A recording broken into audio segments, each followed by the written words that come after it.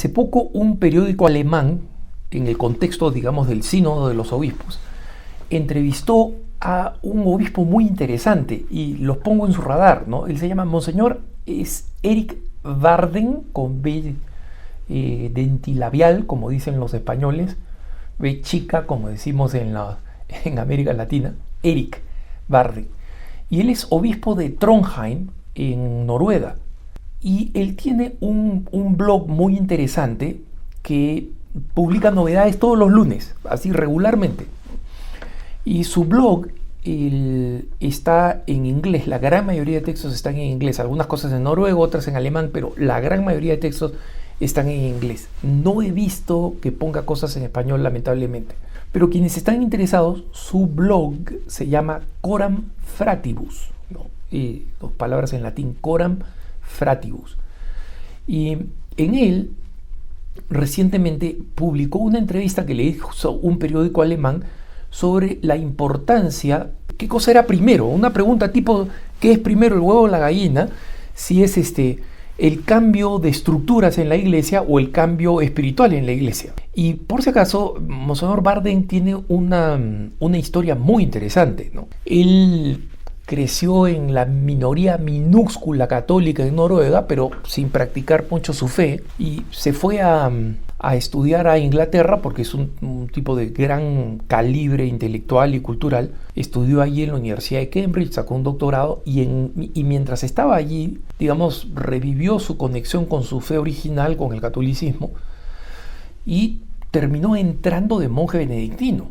Y después de un tiempo de monje benedictino, fue elegido superior de la Federación Benedictina, de la región donde él vivía. Y como benedictino publicó varios libros espirituales muy interesantes, porque tenían profundidad espiritual, pero también mucho sentido común, mucha conciencia de las limitaciones en las que estaba viviendo la iglesia, pero la posibilidad y la esperanza de una renovación espiritual, de una renovación pastoral. Y aparentemente una de las personas que lo leían era el Papa Francisco. Y el Papa Francisco decidió hacerlo obispo de Trondheim, de esta diócesis en Noruega, ¿no? Es una diócesis con una población católica muy chica, pero donde la población ha ido creciendo por migrantes que vienen de distintas partes del mundo, y muchos de ellos son católicos. Y este obispo, que tiene esta gran flexibilidad cultural, se ha dedicado a esta población católica, generando una especie de digamos así, alborada, ¿no? Amanecer de un nuevo amanecer del catolicismo en Noruega, después de que la reforma luterana protestante simplemente la aplastó y siguió a los católicos, los hizo desaparecer. Y en consecuencia las diócesis católicas que hoy existen en Noruega son muy recientes, o sea, son recreadas, digamos, en el siglo XX, cuando finalmente la tolerancia un poco más liberal de las autoridades luteranas, que habían hecho que digamos, el luteranismo sea la religión oficial de Alemania, la religión de la corona, ¿no? El rey no puede ser otra cosa que luterano. Comience a existir esta pequeña comunidad. Bueno, a él le pregunta, precisamente por esta experiencia intelectual y pastoral, y combinar estas dos cosas, le preguntan a Monseñor Waarden qué piensa sobre el sínodo y sobre alguna de las premisas de los organizadores del camino sinodal alemán, que, como saben ustedes, es muy controvertido, ¿no? Dentro de las cosas que le preguntan es qué importante es entender el papel de la misión hoy en día, ¿no? Porque el camino sinodal alemán ha estado diciendo que si nosotros no cambiamos las estructuras de la iglesia, la misión no va a poder modernizarse, la iglesia no va a ser capaz de cumplir con su misión y de atraer a nuevas personas. Las estructuras tienen que cambiar, y como cambio de esas estructuras está obviamente cambiar toda la normativa de la iglesia, que los obispos sean elegidos por decisión popular, que las mujeres tengan acceso al sacerdocio y al episcopado, que las relaciones homosexuales sean aceptadas, que el aborto no sea condenado, es decir, básicamente un total abandono, o sea, lo que llaman reforma de las estructuras, un total abandono de la identidad de la iglesia, ¿no? Entonces a él le preguntan, bueno, ¿qué tan importante es la misión? ¿Qué importancia hay que darle en la vida de la iglesia? Y Monseñor Bardem responde, tiene una función, el tema de la misión es una función decisiva, ¿no? Y la verdad, a mí me tomó un tiempo entender lo que realmente significaba misión.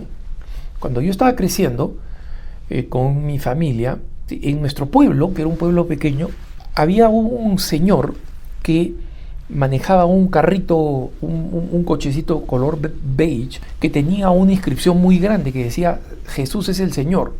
Y él lo hacía dar vueltas por el pueblo, lo ponía en lugares, digamos así, significativos del pueblo, con un celo misionero que yo admiraba, digamos, pero la verdad que no me apelaba y tampoco me apela hoy en día, para ser honestos, dice él.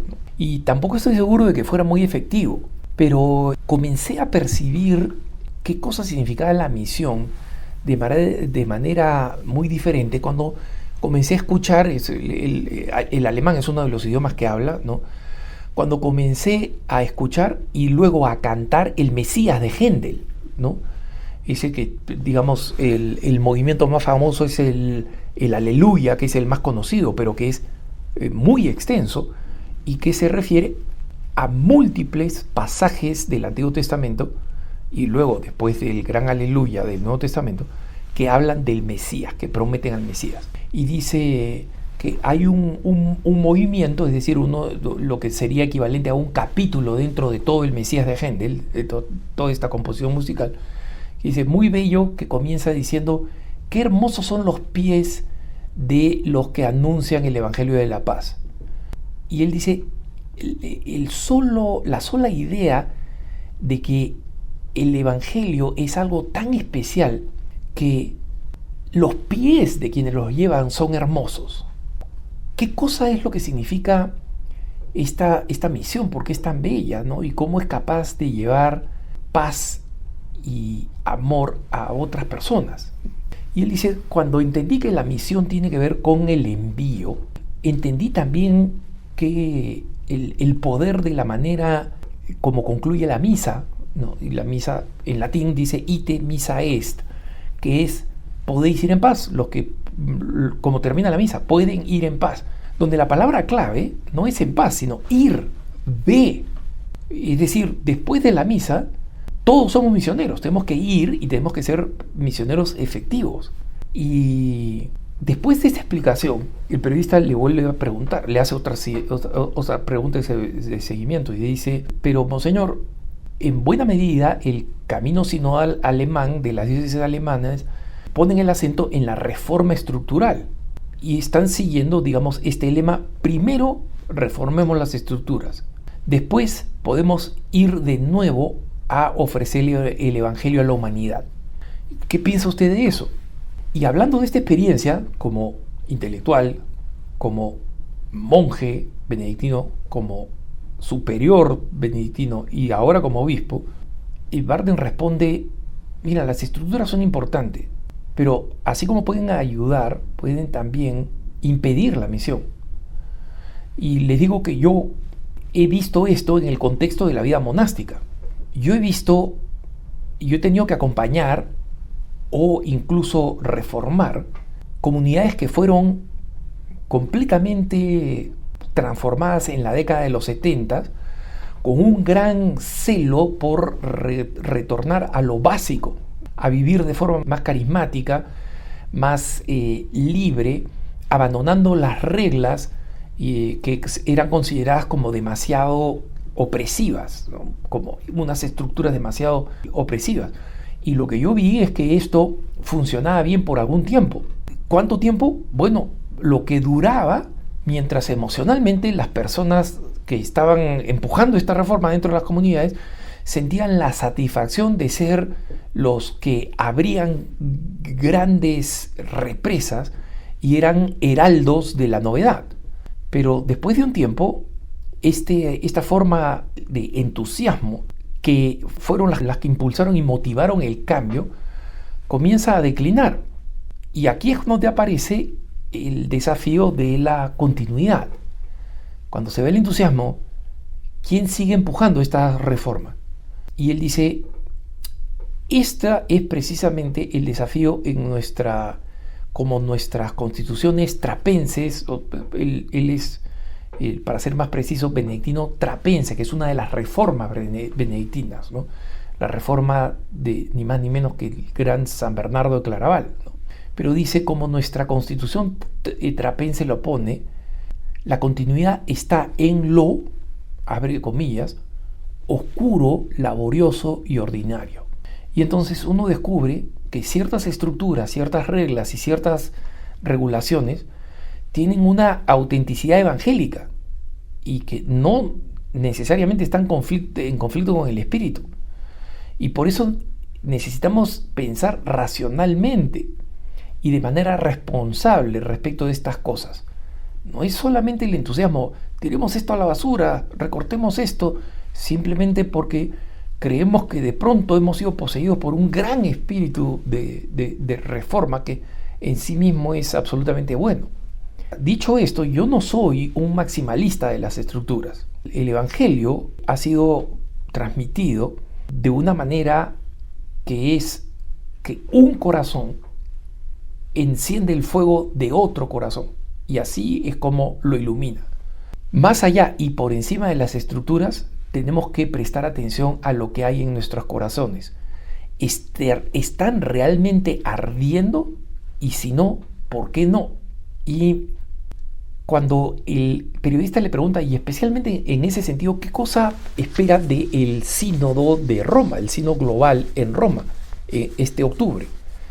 Y él dice, como todo el mundo, yo fervientemente espero que el sínodo sea un motor de renovación y conversión cristianas, que llene esas aspiraciones audaces del Concilio Vaticano II, que vieron en el futuro una iglesia que emergía, que surgía como una semilla de unidad permanente y segura, como una fuente de esperanza y de salvación para toda la raza humana, unida alrededor del sucesor de Pedro, proclamando la fe integral de la iglesia sin compromisos, de tal manera que el mundo viva.